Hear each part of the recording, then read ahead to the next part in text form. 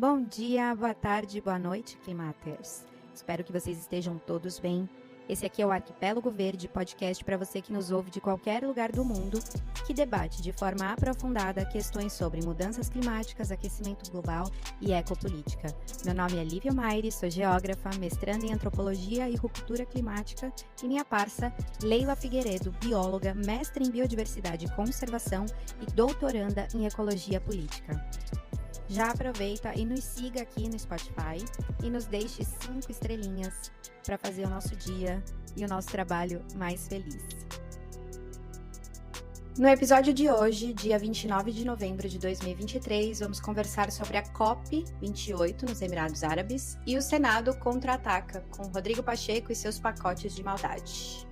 Antes da gente começar o episódio, propriamente dito, quero contar uma novidade que me deixou muito feliz e motivada a continuar esse podcast e também minhas vidas no plural, né? Minhas vidas sociais lá nas redes, ao invés de minha vida nas redes sociais. Militando por uma maior conscientização sobre a crise socioecológica que a gente vive hoje, é que eu fui convidada para ser uma das vozes de um programa que chama Agentes do Verificado, ou Verificados pelo Clima, que eu achei mais bonitinho, que é uma iniciativa conjunta, veja só, das Nações Unidas, chique, e da Purpose no Brasil e no mundo, para combater o quê? Desinformação sobre mudanças climáticas nas redes sociais. Dá para imaginar como é que eu tô, né? Super feliz e comprometida em fazer um valioso trabalho. Então, convido vocês a me acompanharem lá no TikTok e no Insta. Eu vou deixar no final do episódio aqui os links para vocês. Na verdade, é uma iniciativa apoiada pelo TikTok, então o conteúdo sempre vai ser postado primeiro lá e depois eu faço uma replicação no Instagram. Nada de novo, né? E, com isso dito, vamos às questões do episódio. Animada para a COP28, Leila? Ai, meu Deus do céu. Sem comentários. O jurídico não permite. Não dá. Terrível, né? Dá. Fala. Eu só tenho uma coisa pra falar. Não, eu tenho uma coisa pra falar. Desculpa. Eu vou falar. Gente, iate. Painel sobre iate. Painel sobre iate sustentável, né? Na COP. Olha, iate sustentável. Meu Deus, a descrição é assim, absurda. Até plant-based products tem coisas à base de produtos vegetais. Ou seja, é um iate ecológico com energia renovável, né? E vegano. A gente já falou da criatividade dos capitalistas, né? Ai, meu Deus. Enfim. Mas a gente vai falar um pouquinho disso também. Era isso. Olha, a COP, vou explicar bem em linhas gerais, assim, porque muita gente atribui o nascimento da Ordem Ambiental Global à Conferência de Estocolmo em 72, mas muito antes disso, assim, bem antes, já existiam debates e produções científicas preparando o terreno para o que hoje a gente conhece como COP, ou Conferência das Partes. Isso tudo, né, COP, é uma reunião anual na qual os países membros da Convenção das Nações Unidas para as Mudanças Climáticas se reúnem com a finalidade de avaliar as implementações da Convenção Quadro e aprofundar o debate sobre as questões climáticas. Daí vamos lá. O que é a Convenção Quadro das Nações Unidas para as Mudanças Climáticas? Vocês já devem ter visto essa sigla enorme por aí, que é CQNUMC, que quer dizer isso, Convenção Quadro das Nações Unidas para as Mudanças Climáticas.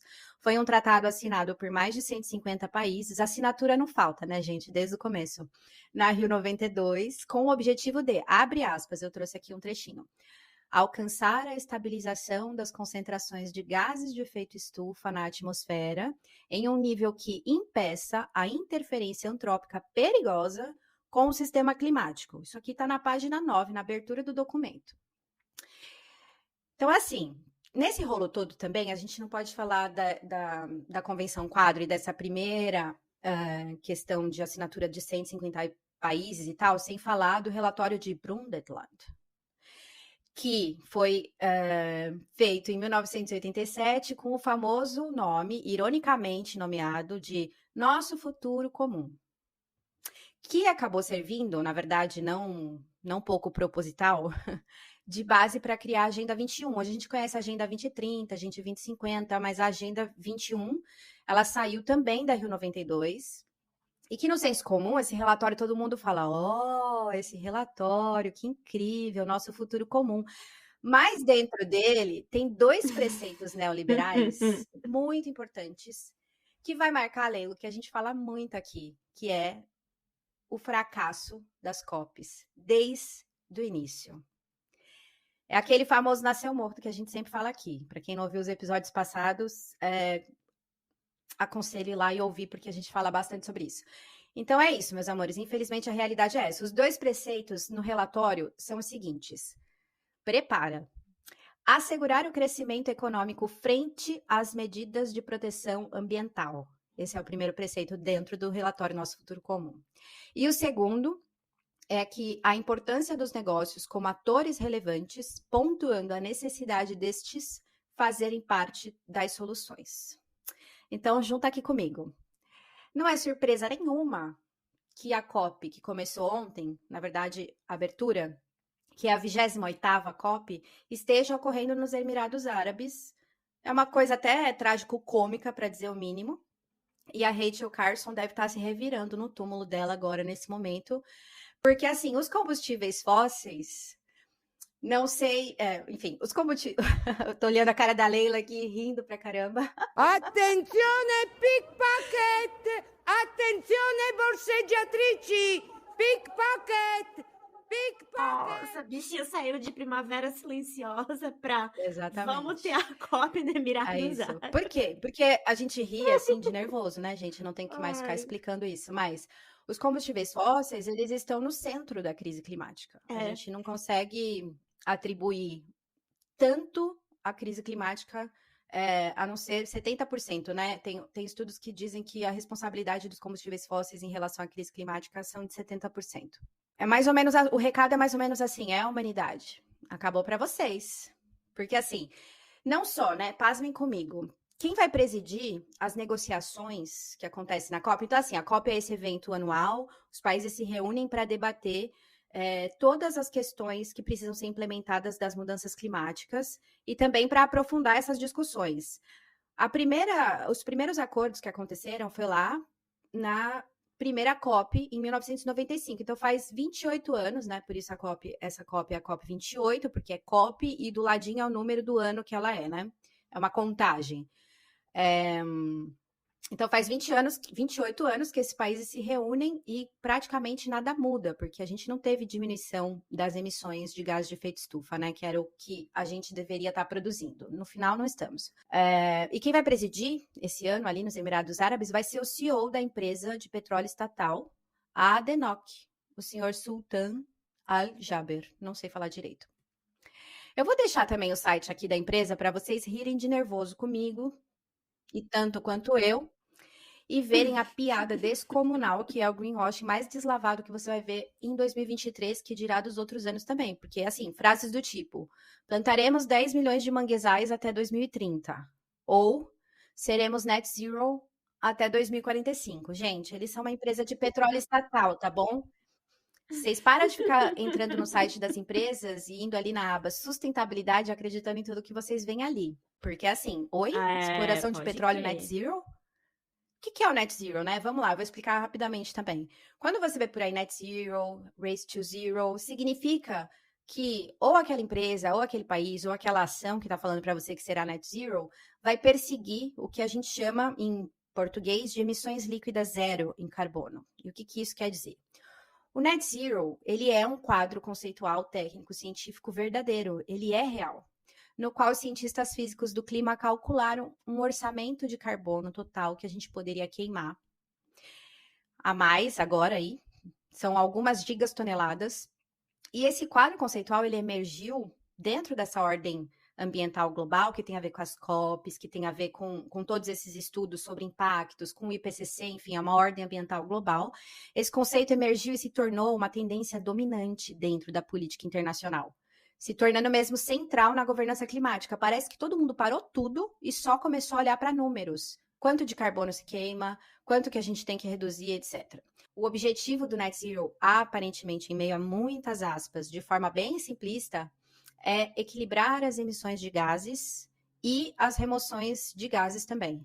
Para, no fim, a gente manter, né, com o objetivo macro, a gente manter o aquecimento abaixo dos 2 graus Celsius, né? Aqui é Acordo de Paris. Mas a gente produzir grandes esforços para não passar de 1,5 graus de aumento médio da temperatura do planeta. Seria aquele famoso, que todo mundo fala, 0 a 0. Emite gases, mas também captura a mesma quantidade, ou seja, a gente ficaria com 0 a 0, em termos gerais, de forma bem simples. Lindo, isso está correto, isso matematicamente funciona, fisicamente funciona, os cientistas que produziram esse conceito e esse quadro conceitual são seríssimos, mas a gente está no mundo real, né? Um emaranhado de redes sociopolíticas complexas e esse mundo que precisa operacionalizar o Net Zero. E, pasmem, faz 28 anos... Eu queria lembrar uma coisa que um dos meus orientadores falou outro dia no Twitter e eu achei muito bonito. Eu queria compartilhar com vocês. E ele trabalha com adaptação, mitigação, mudança climática no contexto de populações indígenas. E ele disse assim: tudo que se fala de emissões de carbono já tem número demais. Fofo. O que falta é poesia. E aí eu achei que tem tudo a ver com isso que tu falas, de que a gente tá nesse emaranhado de relações e de tanto poder, e de tantas coisas muito humanas, muito nossas, mas que talvez um dos motivos disso fracassar um pouco é porque tudo virou número, né? E a realidade mesmo das pessoas que estão sofrendo com isso, das vivências não humanas que estão passando por tudo isso, não tem como ser capturado Exato. por número, né? É muito difícil. Ele E disse isso, falta poesia. imagina. Então, enfim. E aí, qual que é o resultado disso, né? A gente está há anos, há muitas COPs e há muitas outras questões, porque não é só a COP que envolve a ordem ambiental global, tentando reduzir emissões, só focado em números, acordos totalmente ineficientes, porque também não são vinculativos, ou seja, quando a gente fala, e vocês ouvem muito por aí, principalmente agora em época de COPs, é que os acordos não são vinculativos. Significa que eles não têm nenhuma obrigação. Os países, eles apresentam as suas metas em relação à meta global, seja do Net Zero ou outras, e se eles não cumprirem a meta deles, ninguém vai lá e vai aplicar uma multa, ou seja, não são vinculativos. Por quê? Igual eu falei aqui no começo, a soberania dos Estados-nação, ainda, estamos falando disso, vem antes da soberania da natureza e antes de um planeta e sociedade mais justo para todos. Lembra aqueles 2 preceitos neoliberais que eu acabei de falar dentro ainda do relatório Nosso Futuro Comum? Aí que me pega um pouco, Leila, porque assim, a gente não pode falar que as COPs não estão dando errado, elas estão dando muito certo. Assegurar o crescimento econômico frente às medidas de proteção ambiental e a importância dos negócios como atores relevantes, pontuando a necessidade desses de fazerem parte da solução. É exatamente isso que está acontecendo, só que como a gente está assegurando o crescimento econômico acima de tudo, que a gente vem falando nos outros episódios também, desenvolvimento, etc., o que a gente precisa fazer, que é de fato lidar de forma eficiente com a crise climática, a gente não faz. Então, no fundo, é isso. Não estamos alcançando nossas metas climáticas, por isso e por uma série de outras questões, que inclusive tratamos aqui em outros episódios. E, aliás, pare agora o que você está fazendo e nos dê 5 estrelinhas nesse episódio, por favor, porque ajuda muito quem está produzindo conteúdo do lado de cá. E segue a gente no Spotify, olha, eu ia falar do Instagram. O Instagram é só coisa que não dá para aprofundar, gente. Se for para vir aqui no episódio, ficar replicando notícia que a gente já faz lá no Instagram, não adianta. Então, aqui a gente tem esse espaço mesmo para aprofundar. Mas volta para a Terra. Apesar de todos os estudos e do quadro climático dramático que a gente está vivendo hoje, a gente segue numa sociedade adicta, né? Adicta de viciada em óleo, gás e petróleo e sem reduzir as emissões. Vou trazer uns numerozinhos aqui, porque eu adoro. Bom, lembrando que após uma pequena queda de emissões em 2020, muito associada à pandemia, a gente reduziu um pouco as emissões de gases, as emissões bateram um novo recorde esse ano de 57,4 gigatoneladas de carbono equivalente, ou seja, do conjunto de gases, aqui não é só carbono. A gente emitiu 24 gigatoneladas ou bilhões de toneladas, se preferir, de carbono a mais do que seriam compatíveis com aqueles 1,5 graus Celsius do Acordo de Paris. Mesmo que todas as NDCs, que são as contribuições nacionalmente determinadas, fossem colocadas em prática 100% a partir de hoje, a gente ainda estaria 11 bilhões de toneladas acima do que a gente poderia. Ou seja, Ao invés da gente ficar focando em emissões, a gente deveria estar focando em mudanças efetivamente concretas para diminuir até a quantidade de energia que a nossa sociedade precisa para viver, né? Enquanto tem, como você falou, Leila, no começo, a galera discutindo os iates serem mais verdes, né? Ao invés de discutir que não deveria ter iate, né? Vamos falar que agora aqui que a gente é comunista. Pode apostar. Seus comunistas! Como assim? Vão É. proibir agora os iates dos ricos? E essa pessoa que vai falar que a gente é comunista nem iate tem, provavelmente. Acabei esquecendo, mana, de falar sobre quais serão os pontos de negociação da COP28 agora. E aí tem 3 pontos importantes. O primeiro que eu quero falar é sobre perdas e danos, que a partir dessa COP28 os países vão precisar chegar a um acordo sobre o formato, sobre a governança e sobre a quantidade de valores e também os critérios de destinação e outros detalhes acerca aí desse fundo de compensação de perdas e danos decorrentes das mudanças climáticas. Ou seja, tem uma galera aí se ferrando muito em relação às mudanças climáticas. A gente até falou em outros episódios, inclusive de Kiribati, algumas ilhas do Pacífico. E aí a COP precisa ter muita força para conseguir discutir esse fundo de perdas e danos. Lembrando que outros fundos de mitigação já tinham sido propostos, mas nunca se chegou ao valor lá de 100 bilhões anuais para fazer transferência ou de tecnologia ou de recursos mesmo para as nações vulneráveis às questões das mudanças climáticas. Então, esse é um puta ponto importante que vamos ver como é que essa COP vai sair nisso. As COPs anteriores também iniciaram a elaboração de uma estrutura, de uma meta global ali de adaptação, que deve ser adotada pela COP28. Vamos ver como é que essa discussão vai acontecer. Isso é uma negociação em relação à mitigação e também tem uma negociação em relação à adaptação, que os países precisam aumentar as NDCs, né? Aquilo que eu falei no começo, para conseguir a gente limitar o aumento em 1,5. Lembrando que eu falei aqui das emissões e que com a quantidade de emissões que a gente está muito longe, mesmo que todas as NDCs de todos os 100 e tralalás países fossem colocadas em prática 100%, que não acontece, a gente ainda estaria 11 gigatoneladas de carbono equivalente acima. Então, assim, essa COP, é que eu já sei o resultado, né? Mas não quero ser pessimista ao excesso aqui. Mas essa COP precisa resolver isso. Vamos ver como é que essas mesas de negociação vão acontecer com o sultão lá, o CEO da empresa de petróleo, fazendo a mediação dessas negociações. Estou quase dançando aqui nessa palavra, porque vai ser uma dança. Como é que vai ser colocados os interesses em cima da mesa e o que vai ser. Eu tô curiosa, na verdade, para saber os resultados dessa COP. Apesar de ter acompanhado todas as outras há muitos anos já, essa é uma COP emblemática, né? Acontecer no antro do capitalismo, assim, do pilar da mudança climática, que é o combustível, que são os combustíveis fósseis. Eu acho que a gente tem, no mínimo, um pouco a aprender sobre tudo isso. Mas é isso, essa é a minha contribuição de hoje em relação às COPs. Acho que a gente vai trazer mais desses assuntos por esses dias. E você, Leila, o que você trouxe pra gente hoje? Então, antes de eu começar a falar do meu assunto, que também é bem complicado e bem horrível, mas a gente tem que falar, eu queria contar para as pessoas que foi uma informação que eu não sabia, descobri há pouco tempo atrás, lendo um livro maravilhoso de uma pesquisadora argentina chamada Maristela Ivanova. Amo! Adoro ela demais! A Lívia! Vocês tinham que ter visto a Lívia simplesmente comemorando como se alguém tivesse feito um gol. Gente, e ela nem gosta de futebol. Ela é demais. Acho que ela é demais. Adoro muito ela. Ela é massa, né? Ela é muito massa. E aí ela tem um livro que eu não sei se é de 2014. Ai, gente, não sei. Era parte das leituras do meu doutorado. E a Maristela conta uma história de que foi o Henry Kissinger, que era, né, o... Ai, gente, como falar do Henry Kissinger para as pessoas? Imagina que você não é religioso, mas você acredita que existe um demônio. É ele. O Henry Kissinger foi simplesmente o cara que fez toda a política externa estadunidense do último século, basicamente. Eu digo do último século porque, como o vaso ruim não quebra, ele tem 100 anos e tá vivinho fazendo maldade ainda hoje.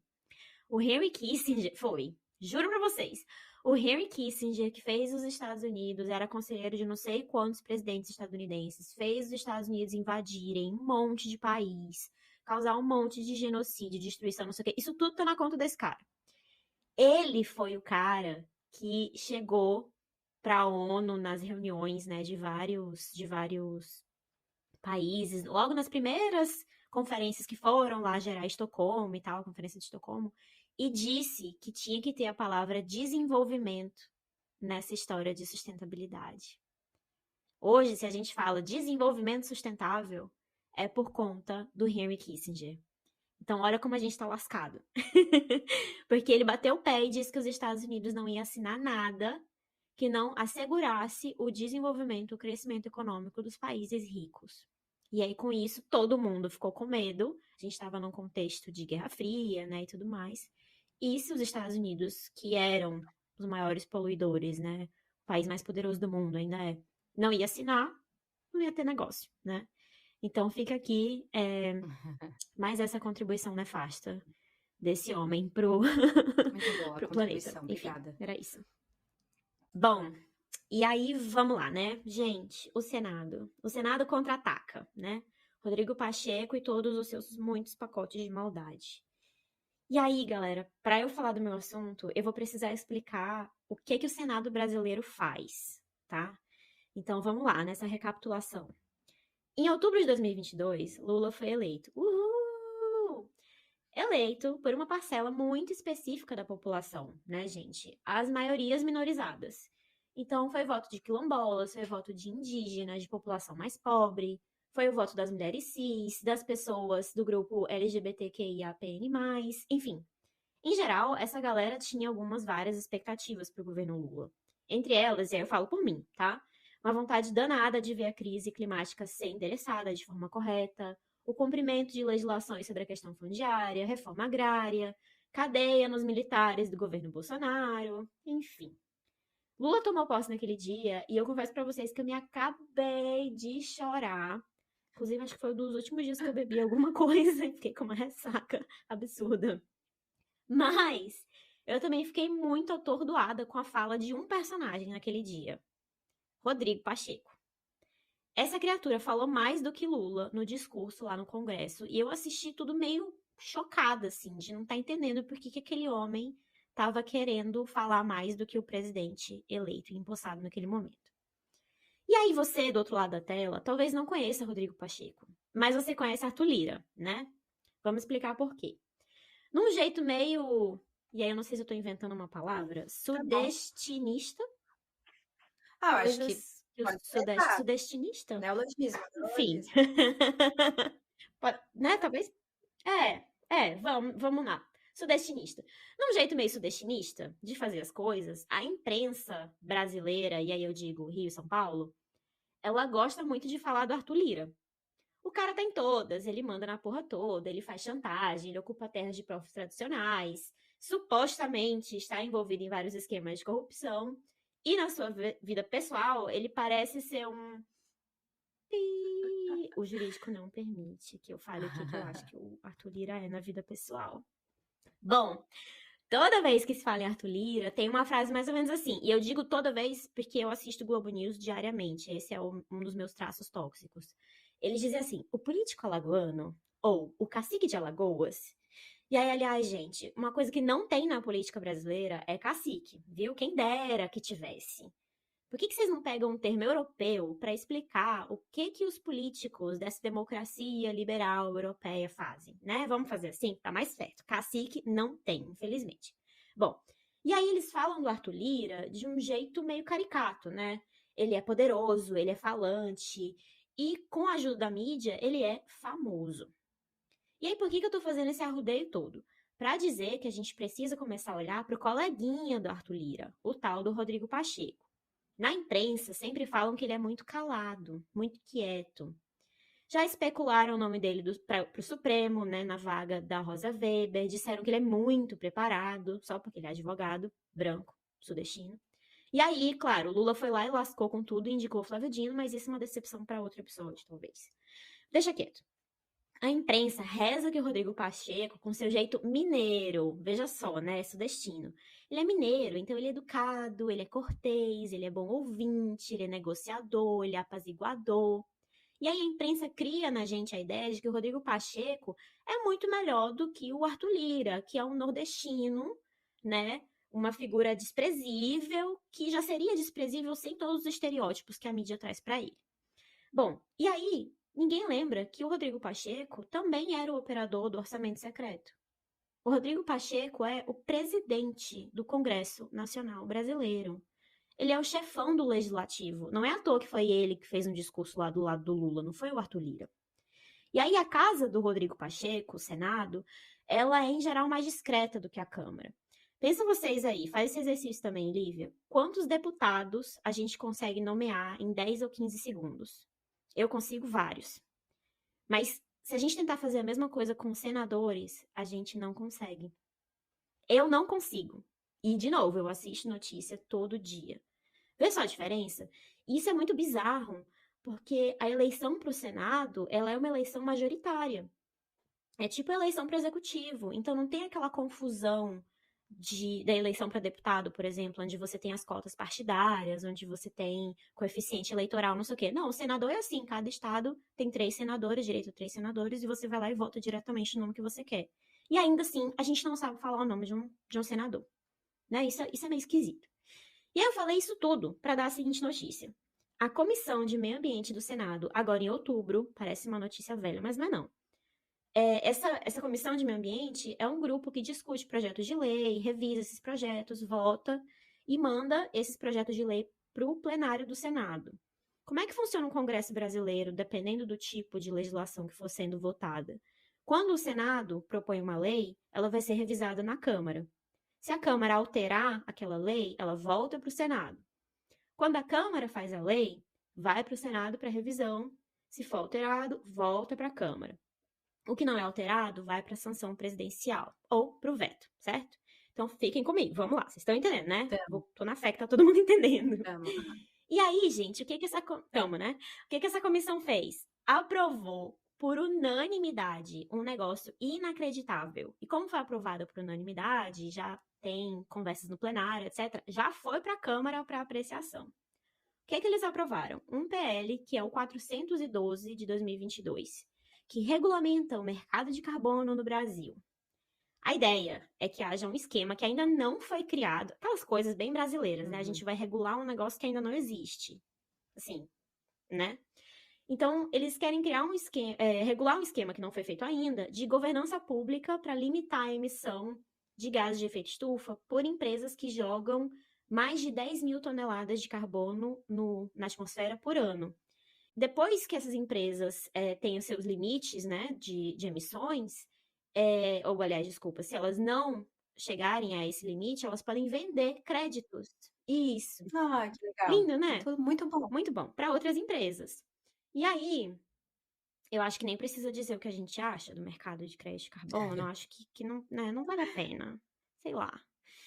Então, Tem grandes defensores, né, no mundo. No Brasil, muitos, mas no mundo inteiro tem muitos defensores no mercado de carbono. Muitos. Toda vez que eu falo mal do RED+, alguém me olha com cara feia. Se eu ganhasse R$1 pra isso, menina, tava rica. Não, mas é importante falar que o mercado de carbono nem seria tão crítico assim se outras ações estivessem associadas a ele, né? Uhum. Mas o problema é aquilo que eu tava falando no começo, né? A gente deixou de focar no como e tá só no quanto. Mesmo com isso, né? Digamos que funcionasse, mas mesmo com isso, o que essa Comissão de Meio Ambiente do Senado fez, gente? Ela votou para excluir o agronegócio de qualquer obrigação prevista, né, nesse ainda inexistente sistema brasileiro de comércio de emissões de gases de efeito estufa. O agronegócio. Assim, o agronegócio, minha gente. E aí, eu achei tão inacreditável que eu vou trazer para vocês uma citação aqui da própria Agência Senado, de uma reportagem que eles fizeram. Abre aspas. A última versão do relatório traz um novo parágrafo que não considera a produção primária agropecuária como atividades, fontes ou instalações reguladas e submetidas ao Sistema Brasileiro de Comércio de Carbono. Outro dispositivo aprovado retira do sistema as emissões indiretas decorrentes da produção de insumos ou de matérias-primas agropecuárias. Ou seja, não entra nada do agronegócio brasileiro num esquema que visa limitar a emissão de gases de efeito estufa no país. Nada. E aí eu quero dizer para você. Dessa produção que está diretamente associada ao desmatamento, que é a pior questão em relação a mudanças climáticas do nosso país, né? Exatamente. Vírgula. Exatamente. Parênteses. Só isso, entendeu? Ó. E aí, a mesma matéria, e aí eu fiquei lendo essa matéria meio em choque, assim, e eu vi a fala abaixo, que é também inacreditável, da senadora Leila Barros, que é do PDT, e ela é a presidente dessa comissão de meio ambiente. Que ela diz assim, abre aspas, o mérito das emendas reflete o que se observa nos principais mercados regulados de carbono, em que a agropecuária não é incluída na regulação. Sobretudo, gente, pela importância do setor para a segurança alimentar e pelas muitas incertezas ainda existentes na metodologia de estimativa de emissões. Entendemos que mais importante do que regular atividades agropecuárias é incentivar a difusão de técnicas de agricultura de baixo carbono, que ao mesmo tempo aumentem a renda do produtor rural, tornem os sistemas rurais mais resilientes aos efeitos adversos da mudança do clima e proporcionem redução e sequestro de emissões. Fecha aspas. Maravilhosa, né? Amiga, Ah, gente, incrível. segurança alimentar, o agronegócio brasileiro. Olha, eu vou te dizer, assim, minha vontade de... E outra, ela tá falando outros mercados? Ela tá falando qual? O mercado europeu Bom, eu de acho, né? carbono? Eu acho que ela não Não, cita. também exato, porque se for, a Europa não é o fazendão do mundo, né? Não produz alimento Aí é para o fácil, mundo né? Não inteiro. ter Então, como é que agronegócio. você compara? Como é que você compara um mercado de carbono onde a atividade principal de um país é ser fazenda do mundo e no outro não, Pois é. né? Então, depois veio, e aí questionou as metodologias, né? Na própria fala dela, tem um erro crucial em comparar países diferentes e está questionando metodologias. Também não sei se ela está falando do mercado de carbono da China, né? Eu não sei, mas o Brasil é fazenda Ou até o pra mercado de China, né, carbono. irmã? Exato, mas aí também a China também tem um pouco de ser fazenda do mundo, até teria um pouco mais de coerência, mas os números são muito distintos de um país para o outro. Então, assim, quer falar de ações mais personalizadas, não vem comparar os mercados de carbono, então. Ou então cite os números, né? Faça um pouco de uma comparação um pouco mais metodológica mesmo, né? Então. Nossa, e a minha vontade de mandar um e-mail. E aí eu não tô incentivando ninguém a fazer isso. Mas a minha vontade é de mandar um e-mail pro endereço institucional dela dizendo, amiga, entrega teu cargo. Porque assim, gente, olha. E é tudo muito bizarro, porque se você coloca no Google, eu fiz isso hoje, eu testei, tá? Então é bem rapidinho. Uma pergunta sobre emissão de gás de efeito estufa pelo agronegócio no Brasil, você vai ver que o setor é de longe o maior emissor, muito pelo que Lívia falou, né? Porque está relacionado ao desmatamento de vários biomas, tá? O Brasil não é só a Amazônia. Em 2019, eu achei uma matéria, logo uma das primeiras, que diz que o agro foi simplesmente emissor de 72% das emissões de gases de efeito estufa no Brasil, 72.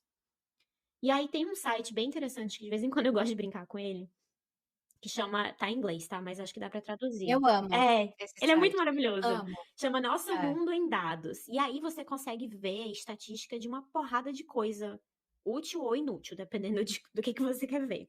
E quando você joga os dados de emissões de gás de efeito estufa do Brasil lá, ele mostra que em 2020 as emissões do agronegócio brasileiro, e aí me ajudem porque eu sou de humanas, mas foram de 518,86 milhões de toneladas. Milhões de toneladas. Lembrando que o que a Comissão de Meio Ambiente do Senado aprovou por unanimidade? Fazer um sistema que comece a dar certas obrigações e limites para empresas que emitam mais de 10 mil toneladas. O agronegócio Ou seja, 520 milhões de toneladas. Para essa galera não tem limite nenhum. É surreal, assim, desafia qualquer lógica. Física, matemática, sociológica. E teve votação unânime. Unânime. E todas as matérias que eu li, tanto no site do governo quanto na agência Senado, fala assim: a bancada do agro se reuniu para discutir a matéria. E deu várias sugestões. Então, assim, claro, né? Eu também daria se fosse eu. Entendeu? Então é muito bizarro. E aí, gente, eu queria lembrar para vocês que eu comecei com aquela historinha longa sobre a eleição do Lula, né? Mas vamos conectar com isso. enquanto todo mundo tá com os olhos voltados para a Câmara, né, para o Arthur Lira, para os personagens totalmente abjetos que a gente conhece da Câmara, né, e também muito por isso que a gente lembra do nome de deputados, porque eles estão muito mais na mídia, são pessoas, né, enfim. O Senado, enquanto tudo isso está acontecendo, o Senado, que é a Câmara, que é a parte alta do Congresso, né? Porque o Senado ele não tem só a história de fazer projetos de lei e revisar projetos de lei da Câmara. O Senado tem várias outras atribuições. O Senado, por exemplo, que aprova várias pessoas que vão, todo mundo que vai para o Supremo, Defensoria Pública, PGR, embaixadores, enfim. O Senado é um negócio, né, mais potente. Enquanto a gente está pensando só na Câmara, o Senado está passando muito rápido tudo o que aquela galera, aquelas maiorias minorizadas que votaram no Lula, pediram para não acontecer. E, infelizmente, o governo Lula, ou em algumas matérias, não está se interessando, ou está apoiando o que o Senado está fazendo. Já passou o pacote de veneno essa semana. Passou o pacote do veneno. Já passou um PL que destrói a demarcação das terras indígenas. Lembrando que isso foi. Nossa, pera, esse do pacote do veneno, facada no coração. Porque, olha, não tinha uma PL da morte tão bizarra para passar quanto também. Sem comentários, cara. E, nossa, e aí eu lembrei muito daquela pesquisadora, eu acho que é Larissa Bombardi, não é o nome dela? Larissa Bombardi, isso. Que tá em autoexílio, né? Aliás, não dá pra chamar de autoexílio quando a pessoa sai do país porque ela estava sendo ameaçada. Isso não tem como ser autoexílio, né? Ela foi obrigada a sair do país, né? Não, ela tá exilada mesmo. Porque outro dia eu li autoexílio. Não tem como ser autoexílio se a pessoa precisa sair pra não morrer, né? E quando eu vi isso, eu pensei muito nela.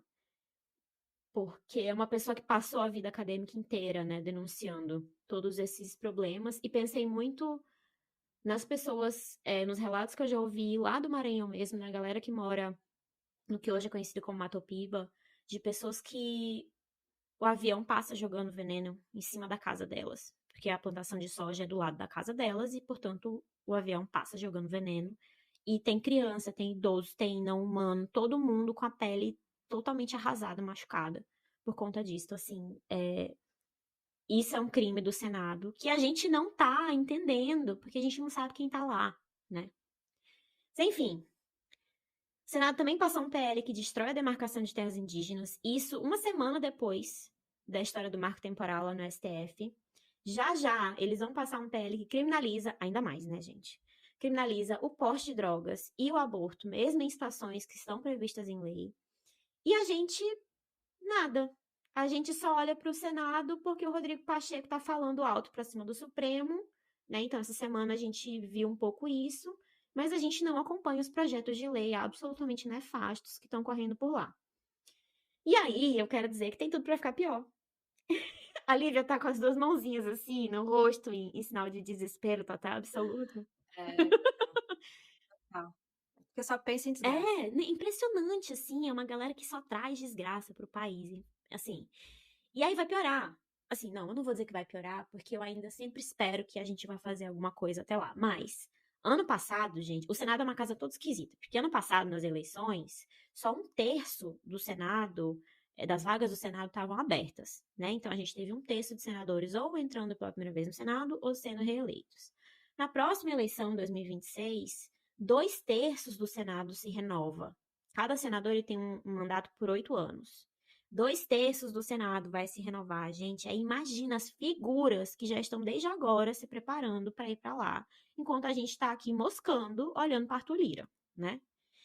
E aí, eu quero terminar minha participação falando desse assunto deplorável, fazendo um exercício com vocês. Porque já que eu tô falando dessas figuras e me colocando no grupo de pessoas que eu imagino que somos a maioria dos brasileiros, que não sabemos o nome dos senadores, eu queria deixar para vocês o nome de quem tá nessa comissão de meio ambiente do Senado, que retirou os responsáveis por matar o mundo, responsáveis por matar a Amazônia, matar todos os biomas brasileiros e tantas pessoas e tantos seres não humanos, desse esquema de redução de emissões de gás de efeito estufa. Vamos lá, Lívia? Bora, amiga. Leila Barros, Márcio Bittar, Jaime Campos, Confúcio Moura, Marcos Duval. Sim, Marcos Duval. Margarete Busetti, Elisiane Gama, Sérgio Pentacão, Fabiano Contarato, Jorge Cajuru, Rogério Marinho, Eduardo Gomes, Jair Bagatoli, Tereza Cristina e Damares Alves.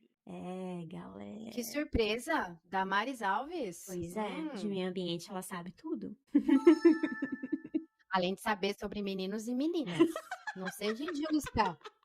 Não seja injusta. Senhor, vamos todo mundo respirar fundo. Vamos falar de coisa boa. Eu adoro porque a gente, assim, destrói as esperanças uma da outra e das pessoas que estão ouvindo. E aí depois a gente vira e fala assim, vamos fazer umas indicações? Porque, olha, a gente tá todo mundo lascado, mas tem gente muito boa fazendo coisas incríveis. Vamos lá apanhar essa galera? A minha indicação hoje, nas nossas indicações pra não perder a ternura, é a Rama.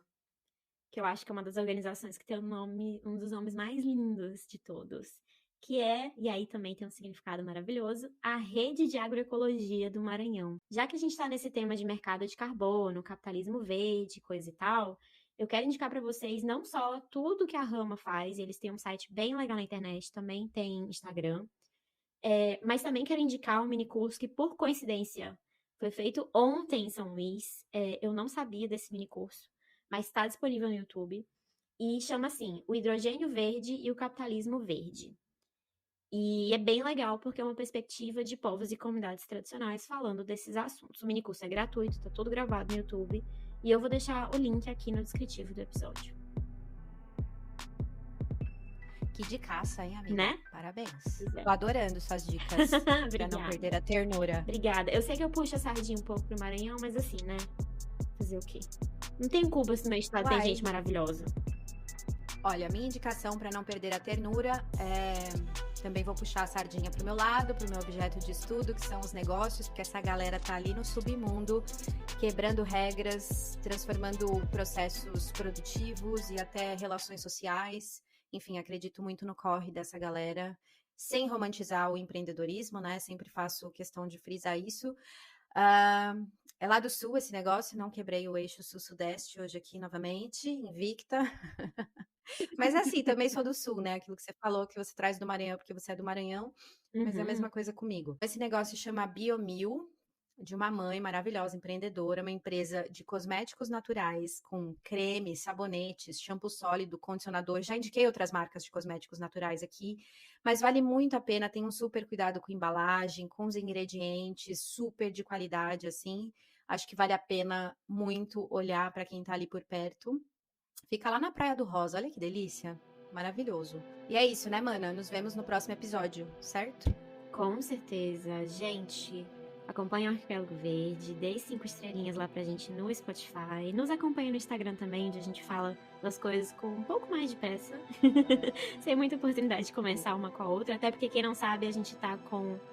São 12 ou 11 horas de diferença, Lívia? 11 horas, gente. Eu estou já na minha hora de dormir, Lívia está acordando.